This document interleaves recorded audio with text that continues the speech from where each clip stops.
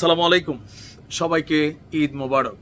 কাছে দূরে যে যেখানে আছেন দেশে বিদেশে সবাইকে পবিত্র ঈদ উল আজহার শুভেচ্ছা। তবে ঈদের দিনও বাংলাদেশকে নিয়ে আসলে খুবই খারাপ একটা সংবাদ আমরা ফিল করছি।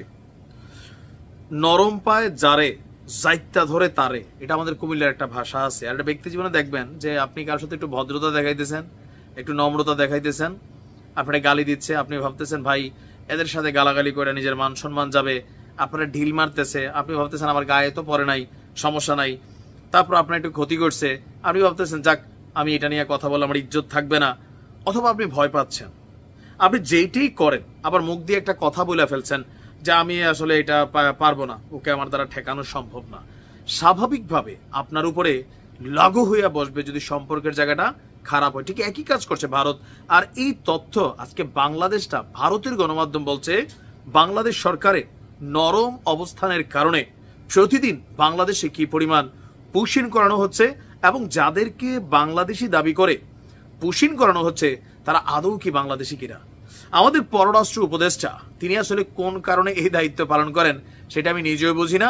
তিনি যখন বললেন যে ভারতের পুশিন ঠেকানো সম্ভব না, আমরা চিঠি দেব, আর ভারত বাংলাদেশের আকাশে ড্রোন উড়াইয়া উড়াইয়া দেখে কোন জায়গা খালি আছে, ঠেইলা মানুষ ঢুকাই দিচ্ছে। সীমান্তে নিজ দেশের নাগরিকদেরকে বাংলাদেশে ঠেলে দিচ্ছে, মানে পুশিন করছে ভারত। নারী পুরুষ শিশুদের বেআইনিভাবে গ্রেপ্তারের পর তাদের পাঠানো হচ্ছে আপনার বাংলাদেশে। ভারতের উত্তর পূর্বাঞ্চলের আসাম রাজ্যের হাজার হাজার মানুষ এখন আতঙ্কে দিন কাটাচ্ছে। এই প্রক্রিয়ায় দরিদ্র এবং প্রধানত শ্রমিক শ্রেণীর মানুষকেই নিশানা করছে ভারতের সরকার। ভারতের মুম্বাইয়ের অধিকার বিষয়ক সংস্থা citizens for justice and piece মানে সিজেপির প্রকাশিত এক প্রতিবেদনে এই চাঞ্চল্যকর তথ্য উঠে এসেছে। প্রতিবেদনে বলা হয়েছে শত শত ভারতীয় নাগরিককে বাংলাদেশি বলে সীমান্তে পুশিন করছে ভারত।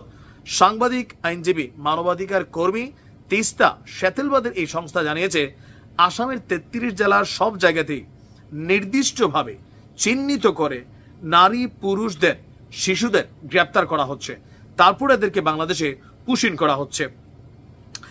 গত রোববার এসব ভারতীয়দের অনেককেই ফেরত তথ্য পুশব্যাক করতে চেয়েছে বাংলাদেশ। আসামের অন্তত 6 নারীর সাক্ষাৎকার নিয়েছে সংস্থাটি। সাক্ষাৎকার নেওয়া নারীরা তারা প্রত্যেকে বলছেন তাদের বাড়ি হচ্ছে আসামে।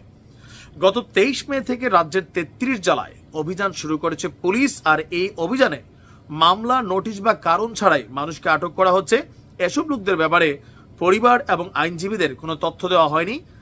আর অসমর্থিত সূত্রগুলো বলছে প্রায় 145 জনকে সীমান্তের ওপারে নোম্যান্স ল্যান্ডে ঠেলে দেওয়া হয়েছে।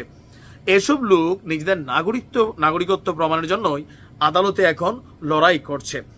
এখন বাংলাদেশের যে অবস্থান আমরা দেখছি, ডক্টর মোহাম্মদ ইউনূসের কার্যত পররাষ্ট্র নীতিতে ভারতের সাথে মানে বিভিন্ন কথা বলে ভারতের গরম করাটা হয়ে গেছে। আমরা কিন্তু এই যে গরমের পরে ভারত যে প্রতিদিন পায়ে পা দিয়া জোরপূর্বক তার দেশের নাগরিক ঠেকাচ্ছে, আমরা এটা বন্ধ করতে পারতেছি না। কারণ এটা আসলে নির্দিষ্ট 2-1 কিলোমিটার জায়গা না যে আমাদের বিজিবি চাইলে ওই জায়গাটাকে কন্ট্রোল করবে। বিশাল সীমান্ত এরিয়া, আপনি কয় দিক করবেন। আর ভারতের টেকনিক দেখছেন, এরা আকাশে ড্রোন উড়াচ্ছে, বাংলাদেশের সীমান্তে পাঠাচ্ছে। কেন?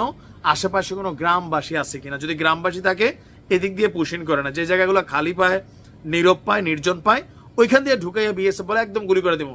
তো এই সাধারণ মানুষ দৌড়তে দৌড়তে আসে, একবার ঢুকাই দিতে পারলে রিটার্ন তো আপনি আর ওইভাবে করতে পারবেন না। আপনাকে আবার আইন মাইনা, আদালত মাইনা, পতাকা বৈঠক করিয়া এক দেশের নাগরিক আরেক দেশে হস্তান্তর করতে হবে। কিন্তু ভারত এটা করছে না। সরকার এই নিয়ে কার্যত গেল কয়েকদিন খালি নির্বাচন সংস্কার ছাড়া কোনো কথা ভারতের পুশিন নিয়ে ডক্টর মোহাম্মদ ইউনূসের মুখে আমরা শুনি নাই।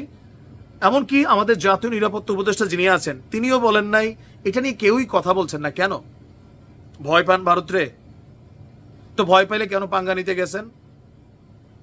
আমাদের জন্য তো অনেকগুলো রাস্তা আছে। আইনজীবী ইশরাত বলছিলেন আমরা জাতিসংঘে এগুলো নিয়ে রিপোর্ট করতে পারি, আমাদের বিচার দেওয়ার অনেক জায়গা আছে। আন্তর্জাতিক অপরাধ আদালতেও অভিবাসন নীতিতে আমরা ভারতের বিরুদ্ধে অবস্থান নিতে পারি। কিন্তু আমরা কোনটা করছি? চিঠি পাঠাচ্ছি ভারত রে, দাদা প্লিজ, এরকম। শক্ত হন।